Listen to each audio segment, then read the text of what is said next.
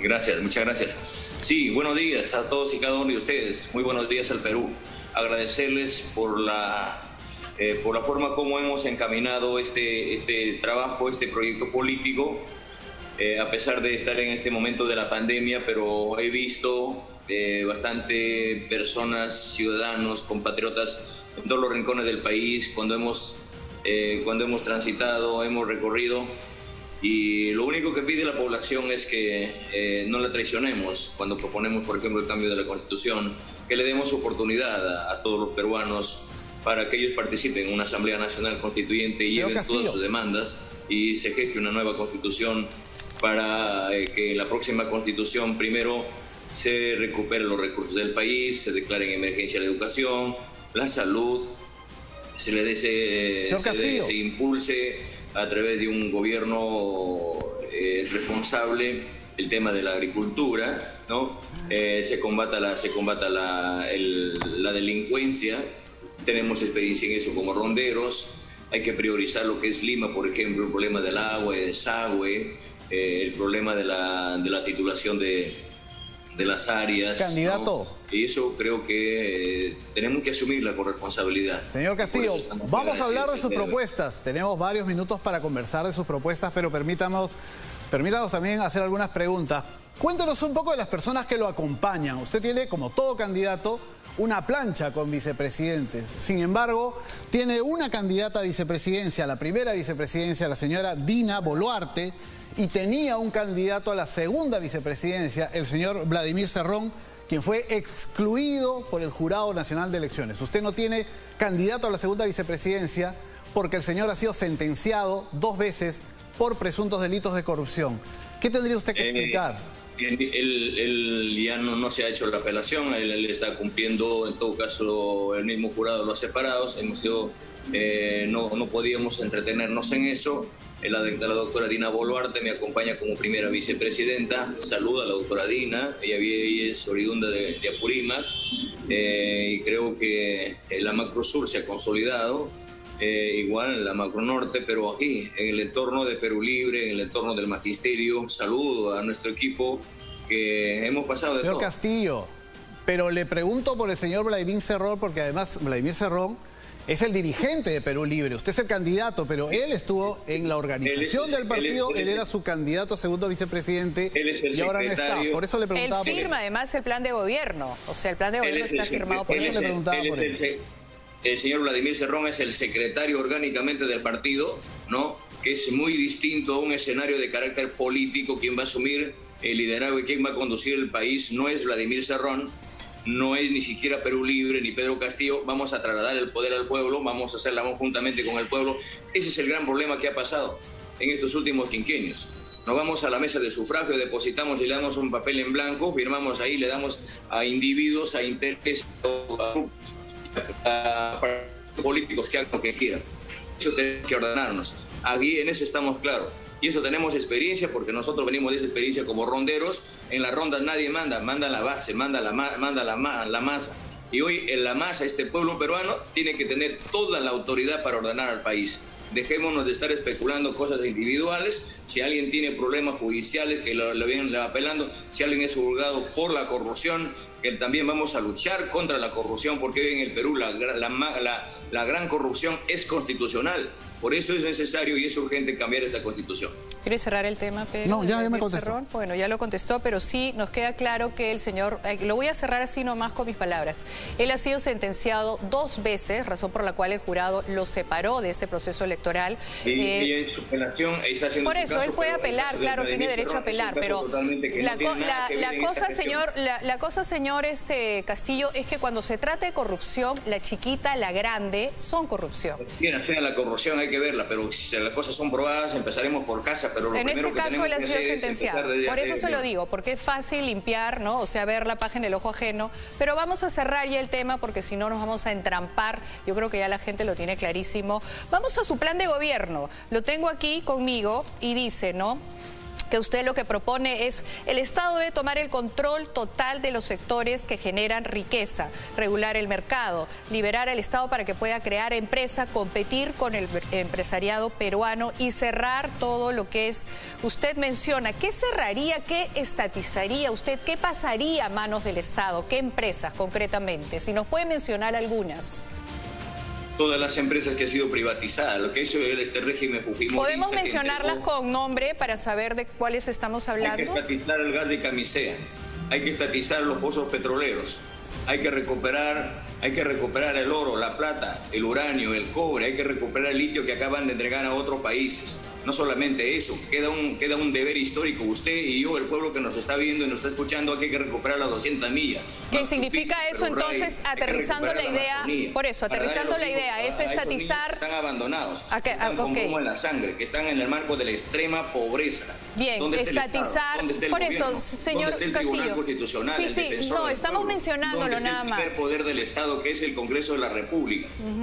Solamente estábamos haciendo una recapitulación con nombres, ¿no? Yacimiento. Acá no podemos hacer cosas aisladas. Aunque sea un pan, tiene que ser para todos los peruanos. Recuperemos el gas, no va a ser para uno, para Lima, solamente para uno. Por tiene eso, que ser para todos. Gas de camisea, mineras también, no estamos hablando, acaba de decirle usted, el oro, el litio, es decir, todas las empresas mineras en este momento en Por supuesto, el 70% del suelo peruano está concesionado.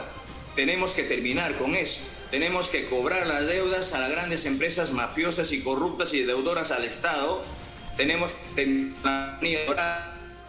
recuperar la plata de los corruptos para dar a los países y tenemos que revisar estos contratos que el 70% del 100% de las utilidades, el 70% se la llevan.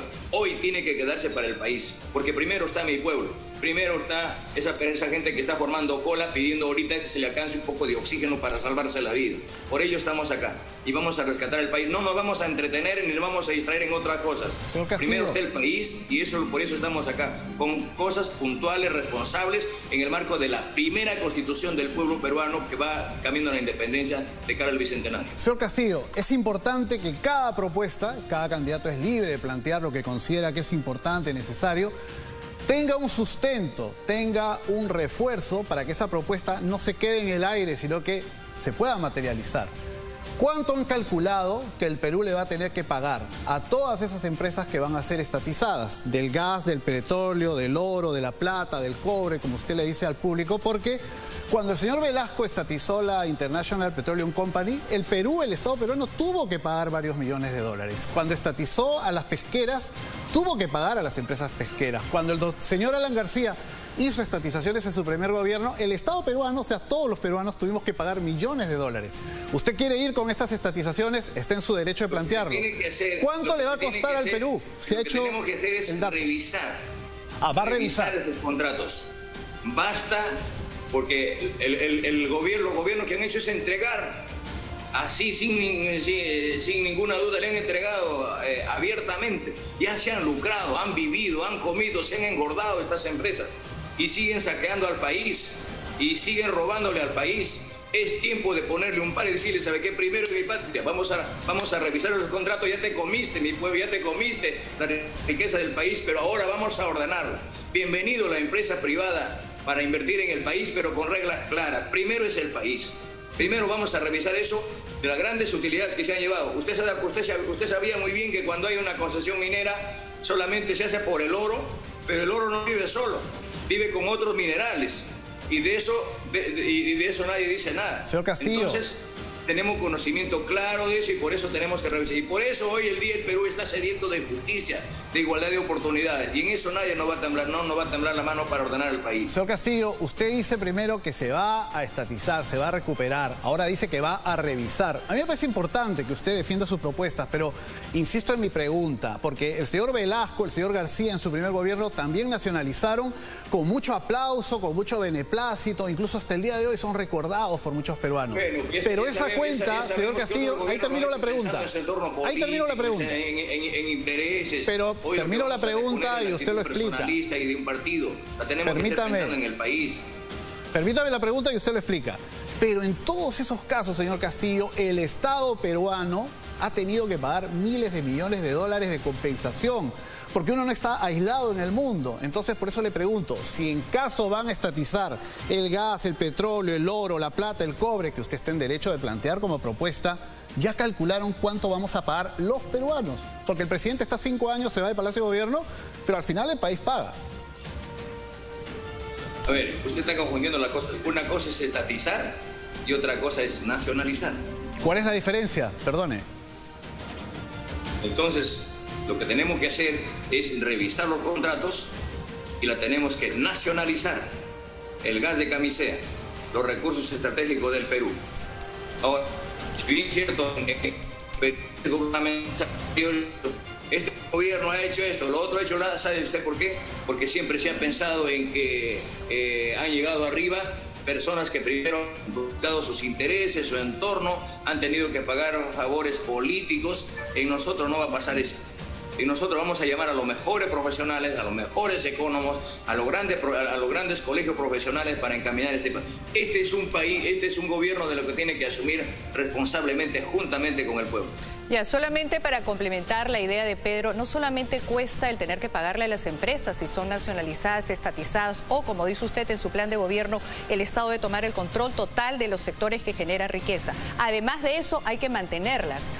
Se necesita inversión privada, se necesita muchísimo dinero para mantener tantísimas empresas. Nada, no, acá nadie no lo está corriendo a la empresa privada. Es más, los ricos no tienen por qué preocuparse.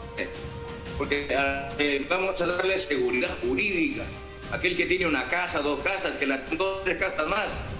Hay que pensar también que los peruanos, los de abajo, al menos siquiera tengan una bicicleta. Entonces, lo que tenemos que impulsar, bienvenida, pero con reglas claras. La empresa privada nacional que no puede estar abusando de los trabajadores, como el caso que se ha dado, por ejemplo, con las AFPs.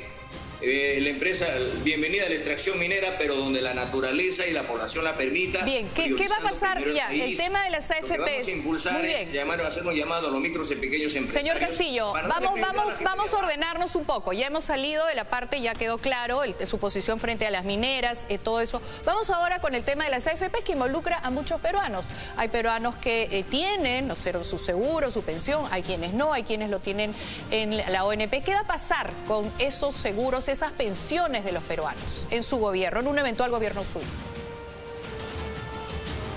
Bueno, vamos a llamar a todos los trabajadores a nivel nacional y vamos a ordenarnos también. Hay que gestar un nuevo sistema nacional de pensiones, no arbitrariamente, no desde arriba hacia manejado por el sino Estado. Con los trabajadores. Manejado por el Estado. Lo tenemos que trasladar a la Asamblea Nacional Constituyente para que en forma ordenada los trabajadores, con propuestas del gobierno, se las toman de cuenta los trabajadores, un nuevo sistema nacional de pensiones, que no un Banco Nacional de los Trabajadores administrado por... Banca de fomento, entonces, volver a los bancos que han fracasado, volver a los bancos minero, Banco Agrario que ha tenido que ser rescatado más de 2 veces, Banco Agrario que no está funcionando y que simplemente le han dado la plata a quien no debía. ¿Vamos a volver a la banca de fomento, señor Castillo?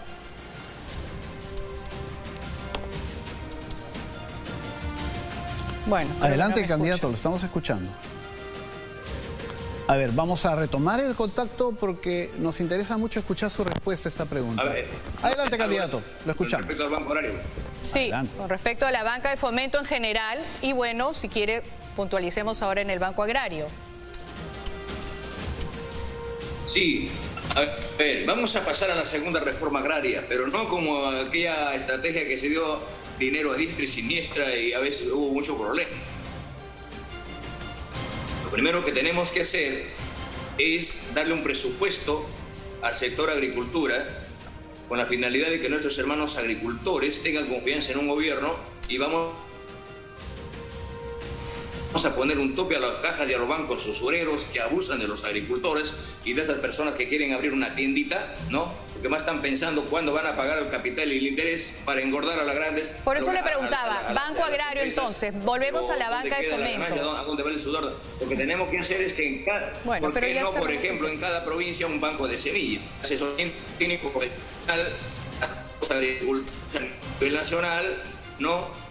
Abrir las oficinas del Banco de la Nación para darle préstamos con créditos a intereses bajos, y lo que tenemos que hacer es impulsar e invertir inmediatamente en este problema que hay a nivel nacional, la infraestructura vial. El chacrero, el campesino que está arriba, cosecha 100, 200, 500, 1000 sacos de papa, se pudre su papa allá, mientras acá se come la papa precocida que viene de otros países. Tenemos que priorizar, abrir el mercado a estos señores para que aperturemos las carreteras, las vías, para que lleguen los productos a los grandes mercados. Eso es la facilidad que tenemos que hacer, porque nosotros como agricultores nos sentimos ausentes y lejanos del gobierno y de la autoridad, no solamente como agricultores, como maestros, como personas que venimos allá en el campo, que no hay presencia. Y peor en el sector salud. Yo tengo, por ejemplo, mi padre de familia, veo a mis madres de familia que tienen que cargarla en una camilla, la llevan a una posta donde solamente hay un pedazo de esparadrapo y una pastilla. Vamos a hablar de eso. ¿Dónde está el gobierno? Hablemos de eso, candidato Castillo. En su plan de gobierno, ustedes plantean eliminar los programas de infraestructura en educación, salud, PRONIET, PRONIS, que maneja el Estado, el gobierno central, y pasarlo todo a la ejecución y el gasto a los gobiernos regionales. Pero con los antecedentes de la reconstrucción del norte, la corrupción y problemas que hay en gobiernos regionales, ¿a usted le parece que están preparados para afrontar los gastos en salud y educación? Usted mismo se está quejando, pero su propuesta no parece ser la mejor. Es justamente porque esta Constitución las ha permitido. Viene un alcalde, viene un gobernador regional al MEF y le dice, ¿sabes qué? Te voy a dar 1 millón de soles para tu obra, para reactivar la economía, para luchar contra las emergencias. Pero ese 1 millón de soles no llega a la provincia, no llega a la región, porque acá mismo le dicen, ¿sabes qué? Te doy el 1 millón de soles y acá se queda el 5%, dame el 5%, dame el 10%. Eso tenemos que terminarla. Tenemos que hacer una verdadera descentralización. Pero usted nos está dando la razón. Las autoridades regionales, empezando por el mismo gobierno, regionales y municipales no están trabajando bien. Usted nos está dando la razón.